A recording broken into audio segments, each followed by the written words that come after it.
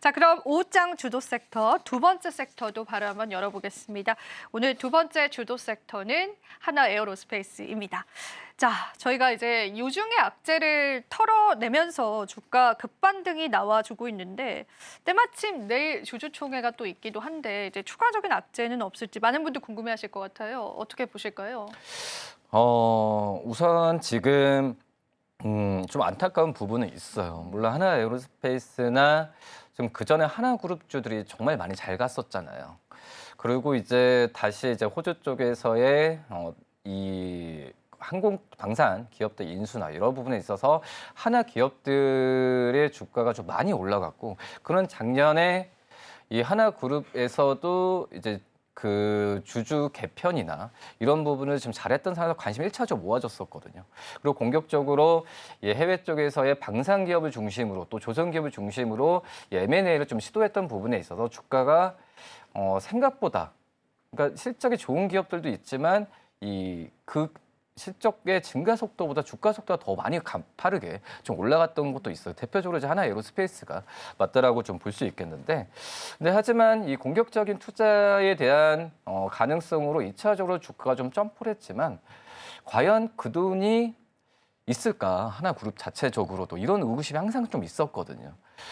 그런 이유에 지금 현재 이 유증 자체를 했다는 부분이 좀 안타까운 부분이 좀 있다라고 좀 판단이 좀 되고 있고요.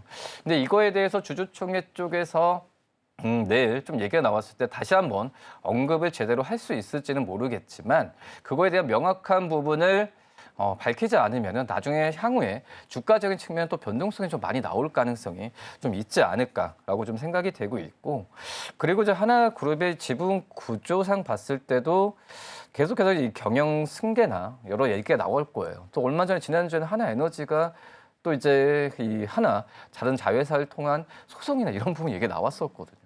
그렇기 때문에 만약에 그 전에 하나그룹 자체에서 몇 개 종목만 모멘텀, 특히 이제 뭐 하나 에어로스페이스나 이 하나오션 어떤 방산이나 또 하나엔진처럼 방산이나 조선으로 각기 전투로 주가가 올라갔으면은 지금 현재 이런 분위기 약간 부정적인 이 분위기가 나오지 않지 않았을 거라고 생각이 되는데, 너무 하나그룹주들이 전부 다 올라갔던 상황에서 약간 하나그룹 자체적인 이 이미지에 대한 타격이 나오게 된다고 한다면 이 변동성은 계속해서 지속될 가능성이 있다고 판단되고 있거든요.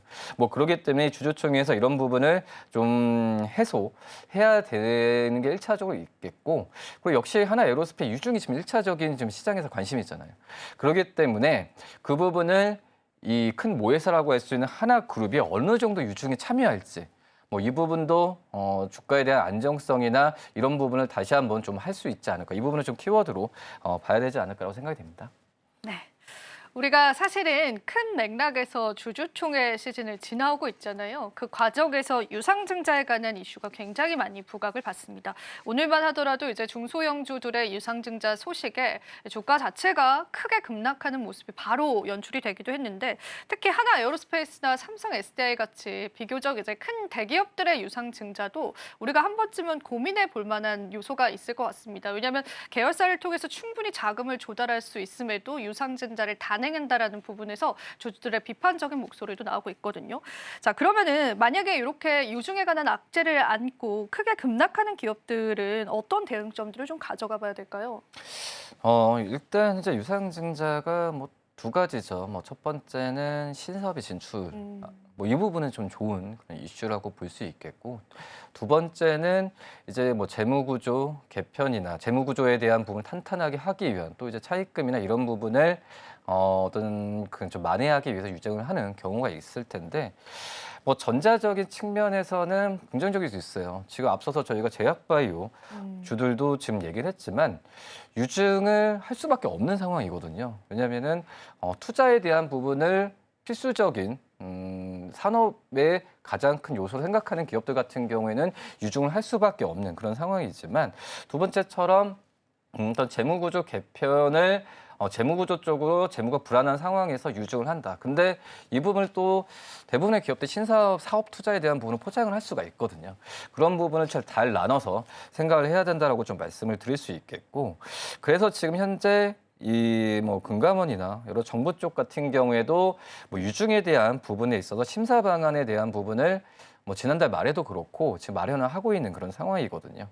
뭐 그러기 때문에 여러 지금 제가 봤을 땐 유상증자에 대해서 주가가 많이 움직이는 부분을 대비해서도 정부에서도 여러 정책을 좀 펼칠 가능성이 있다고 판단되고 있는데, 근데 이제 뭐 그 부분은 이 정책이 나와주면서 기업들이 잘 이행하는 부분도 한번 지켜봐야겠지만, 지금 당장으로 본다고 한다면 그 기업들의 어떤 이 부채 비율이나 이런 부분으로 인해서 어떤 그 유상 증자에 대해서 과도하게 포장하는 그런 부분 같은 경우에는 좀 약간의 좀 주가에 접근하는 부분은 좀 생각해봐야 되지 않을까라고 판단됩니다.